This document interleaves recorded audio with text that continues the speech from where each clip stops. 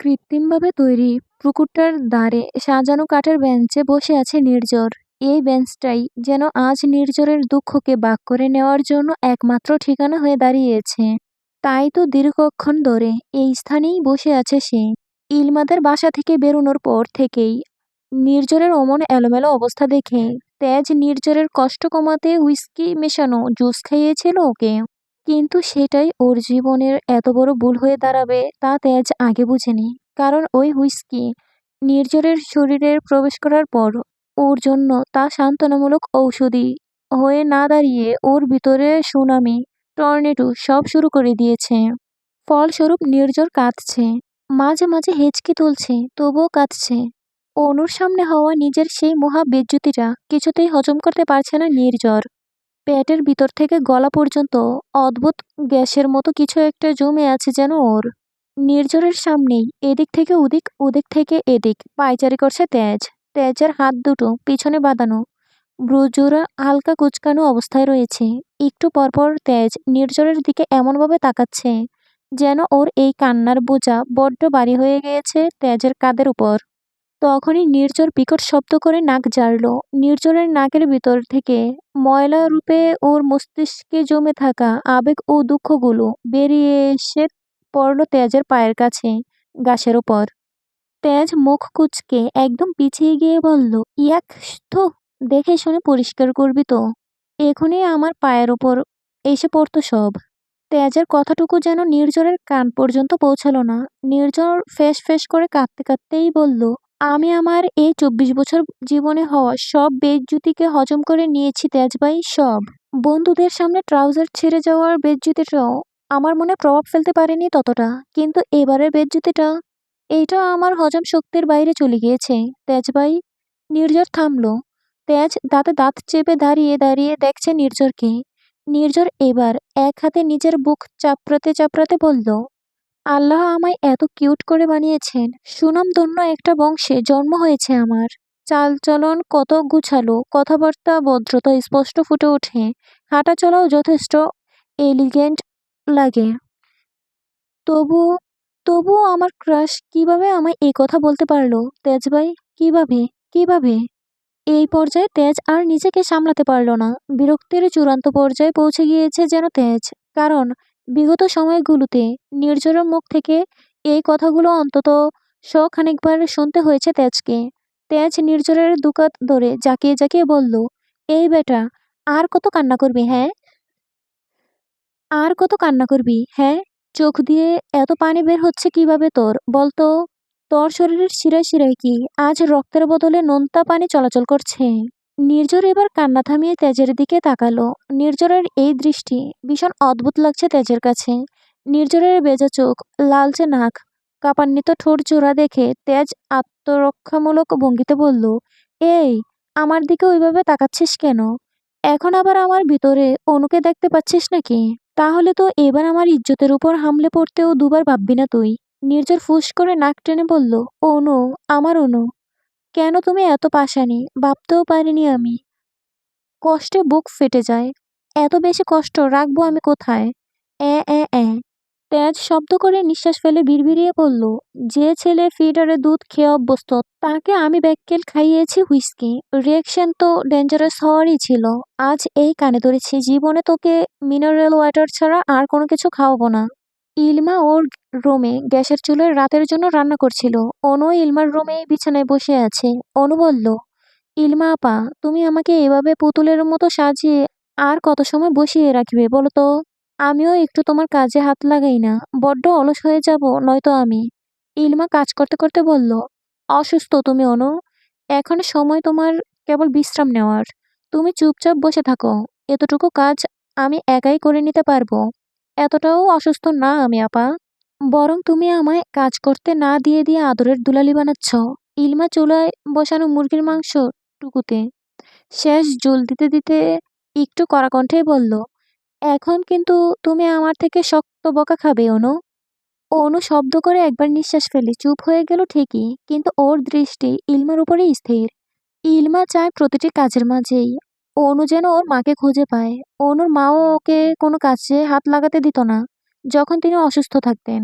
যদি অনু জোর দেখাতো কাজ করবে বলে, তখন অনুর মাও অনুকে ইলমার মতো করে এভাবে বলতেন। অনুর দু চোখ ছলছল করে উঠল মুহূর্তেই। বুকের ভিতরটাতে হুট করে মায়ের শূন্যতা অনুভব হতে শুরু করলো অনুর। অনু একবার ঢুক গিলে দৃষ্টি চঞ্চল করলো, মনে মনে আওড়ালো, না, আমি কাঁদবো না। মা তো আমায় সবসময় হাসি খুশি থাকতে বলেছিল। আমি কাঁদলে মায়ের রুহ কষ্ট পাবে নিশ্চয়ই। আমার মা বেঁচে থাকাকালীন কখনো সুখের মুখ দেখেনি। মরে যাওয়ার পরও আমার তরফ থেকে ক্ষুদ্র ক্ষুদ্র কারণে তিনি কষ্ট পাক, তা আমি চাই না। আমাকে আরো শক্ত হতে হবে, অনেক শক্ত। বাইক নিয়ে বাসা থেকে বেরিয়েছে তেজ। এখন নির্ঝরের যে অবস্থা, তাতে ওকে বাইকের পিছনে বসিয়ে ওদের বাংলো বাড়ি পর্যন্ত যাওয়াও অসম্ভব। আর বাসায় তো আরো আর বাসায় তো আরো আগেই নেওয়া যাবে না, কারণ ওদের পরিবারের সবাই তেজ ও নির্ঝরকে যথেষ্ট ভদ্র হিসেবে চিনে জানে। সন্ধ্যা পেরিয়ে এখন রাত নেমেছে। তেজ আর নির্ঝর এই মুহূর্তে যেখানে অবস্থান করছে, এই জায়গাটা রাত ৯টার পর খুব একটা নিরাপদ নয়। তাই তেজ আর কোনো উপায় না পেয়ে সরাসরি সারফারাজকে কল করতে বাধ্য হলো। সারফারাজ সবেমাত্র ওর সিক্রেট অফিস থেকে গাড়ি নিয়ে বেরিয়েছিল বাসায় ফেরার উদ্দেশ্যে। ওর সাথে আহাদও আছে। সারফারাজদের বাসায় যাওয়ার রাস্তাতেই আহাদের বাসা পড়ে যায়। তাই বেশিরভাগ সময় আহাদ সারফারাজের সাথে ওর গাড়ি করেই বাসায় ফেরে। সারফারাজ ড্রাইভিং সিটে বসে ড্রাইভ করছে। আহাদ পাশের সিটেই বসে আছে। সেই সময় সারফারাজের ফোন বেজে উঠলে সারফারাজ বলল, ফোনটা রিসিভ করে লাউড স্পিকার অন করো আহাদ। আহাদ ফোন রিসিভ করে লাউড স্পিকার অন করে সারফারাজের মুখের সামনে ধরলো। ফোনের ওপাশ থেকে তেজ বলল, ভাইয়া, আমরা একটা প্রবলেমে ফেসে গিয়েছি। প্লিজ তুমি এসে আমাদের উদ্ধার করো। আমি হোয়াটসঅ্যাপে আমাদের লোকেশনটা সেন্ড করছি। তেজের কথা শুনে সারফারাজের ভ্রু কিঞ্চিত কুঁচকে এলো। সারফারাজ প্রত্যুত্তরে কিছু জিজ্ঞেস করতে নিবে তার আগেই তেজ ফোনটা কেটে দিল। সারফারাজ মুখ দিয়ে চয়ের মতো শব্দ উচ্চারণ করে বলল, এই ছেলে দুটোকে নিয়ে যে আমি কি করব? এরা একটা না একটা ঝামেলায় রোজ ফেঁসে যাবেই। আঘাত দেখো তো লোকেশনটা কোথাকার। আহাদ হোয়াটসঅ্যাপ চেক করে তেজের পাঠানো লোকেশনটা বলে দিল। অতঃপর সারফরাজ সেই পথে দ্রুত গাড়ি চালিয়ে নিয়ে যেতে শুরু করলো। খানভিলাই ডাইনিং টেবিলে খাবার খাওয়ার জন্য বসেছে মহিলারা সবাই। গুরুজন পুরুষরা খাওয়া শেষ করে রোমে রোমে চলে গিয়েছেন আগেই। নীরার শরীর কিছুটা খারাপ লাগায় সে অল্প খেয়ে সন্ধ্যাতেই ঘুমিয়ে গিয়েছে। পিহুও বসে আছে ডাইনিং টেবিলে তাদের সবার সাথে। তাহমিনা বললেন, পিহুমা, তুমিও আমাদের সাথে খেয়ে নিলে পারতে। পিহু স্মিত হেসে বলল, না মা, আপনারা খেয়ে নিন। উনি আসলে একসাথে খাবো আমরা। পিহুর এই বিষয়টা শুরু থেকেই তাহমিনার কাছে বড্ড ভালো লাগে। আতসী বললেন, জানো বৌমা, বিয়ের শুরুর সময়ে আমিও এমন ছিলাম। তোমার ছোট চাচাকে ফেলে একা খেয়ে নিতাম না বাকিদের সাথে। আসলে স্বামীর জন্য না খেয়ে রাত জেগে অপেক্ষা করার পর যখন স্বামী বাসায় ফিরে, অতঃপর তার সাথে বসে খাবার খাওয়ার মাঝে যে শান্তিটা, যে তৃপ্তিটা লুকিয়ে আছে, তা আসলে অন্যরকম। শিউলি আতসীকে মনে মনে সমর্থন করলেন, যদিও তবুও কিছুটা মজা নিতে বললেন, একেবারে না খেয়ে অপেক্ষা তো করতি না তুই ছোট। সন্ধ্যা থেকে দেবরমশাইয়ের আসার পূর্ব মুহূর্ত পর্যন্ত তোর মুখ চলতই। এটা নয়তো সেটা খেয়ে খেয়ে পেট ফুলিয়ে রাখতি যে তুই। তা ঠিকই চোখে পড়তো আমাদের। শিউলের এরূপ কথা শুনে পিহু ঠোঁট চেপে হাসতে শুরু করলো। তাহমিনাও হেসে হালকা মাথা দুলালেন। পিহুর সামনে একটু যা ভাব নিয়েছিল আতসী, তা শিউলি এভাবে নষ্ট করে দিল দেখে হালকা লজ্জায় আতসীর ফর্সা গাল দুটো লালচে বর্ণ ধারণ করেছে। আতসী বললেন, এভাবে বৌমার সামনে আমার ইজ্জতের সাথে ছিনিমিনি না খেললেও পারতে তুমি মেজবাবি। লজ্জা পেলুম বহুত। পিহু বলল, ছোট চাচিমা, একদম লজ্জা পেও না তো তুমি। বরং তোমার কাজটা যে ভালো ছিল, এটাই বলবো আমি। কারণ সেই সময় থেকেই তুমি একটু পরপর খাবার খেয়েছো। এজন্যই তুমি মাশাআল্লাহ এত কিউট দেখতে। এখনো তোমাকে যে আমার কি ভীষণ ভালো লাগে তা বলে প্রকাশ করার মতো না। সব সময় এমনই গুলুমুলু হয়ে থেকো কেমন। পিহুর প্রশংসায় আতসীর লজ্জা টজ্জা ভাব সম্পূর্ণ কেটে গেল। ওর মনটাও ফুরফুরে হয়ে গেল আগের থেকে। শিউলি বললেন, থাক থাক, আর লাই দিয়ে মাথায় উঠিও না তুমি বড় বৌমা। এইভাবে খেতে খেতেই আলুর বস্তা হয়ে এত শত রোগের বাসা বাঁধিয়েছে নিজের শরীরে। ডাক্তার ওকে প্রপার ডায়েট মেনটেন করে চলতে বলেছে।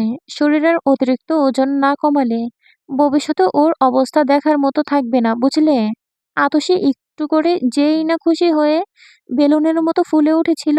এমন সময় শিউলি ওর সব হাওয়া ফুস করে বের করে দেওয়ার গুরু দায়িত্বটা সযত্নে পালন করতে বলছে না। পিহু বলল, সেটাও ঠিক। ডাক্তার যেহেতু বলেছে, সেহেতু তার কথা অনুযায়ী চলাটাও বাধ্যতামূলক। ছোট চাচি, তুমি একদম মন খারাপ করো না। আমি তোমাকে এমন এমন খাবার রান্না করে দিব যাতে তেল মশলার পরিমাণ কম হলেও খেতে দারুণ সুস্বাদু হবে।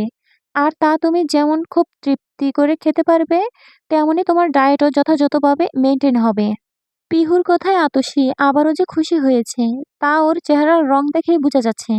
আতসী শিউলিকে উদ্দেশ্য করে বললেন, এবার আমার খেয়াল রাখার জন্য আমার মা এসে গিয়েছেন মেজভাবি।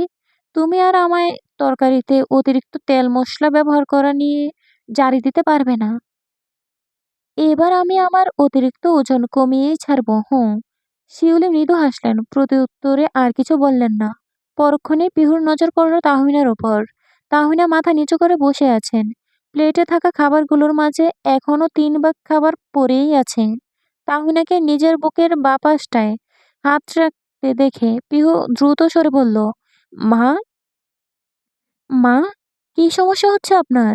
বুকে কি কোনো রকম চাপ অনুভব করছেন? পিহুর কণ্ঠ কর্ণপাত হতে আতসী ও শিউলের চোখ তুলে তাকালেন পিহুর দিকে।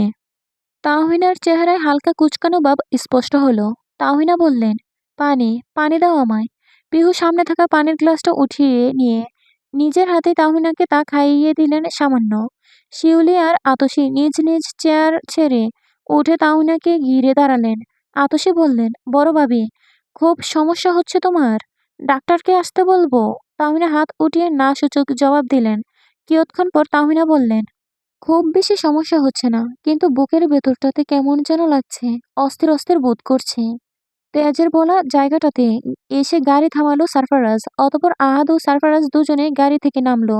আশ্চর্যের বিষয় হলো, আশেপাশে দূর দূরান্ত পর্যন্ত সারফারাজ বা আহাদ দুজনের কেউই তেজ ও নির্ঝরকে দেখতে পেল না। আহাদ বলল, বস, ওনারা তো নেই এখানে। তাহলে আপনাকে যে এখানে আসতে বললেন? সারফারাজের কপালে কয়েকটা বাজ স্পষ্ট হলো। সারফারাজ হেঁটে পুকুরের ধারে চলে আসলো।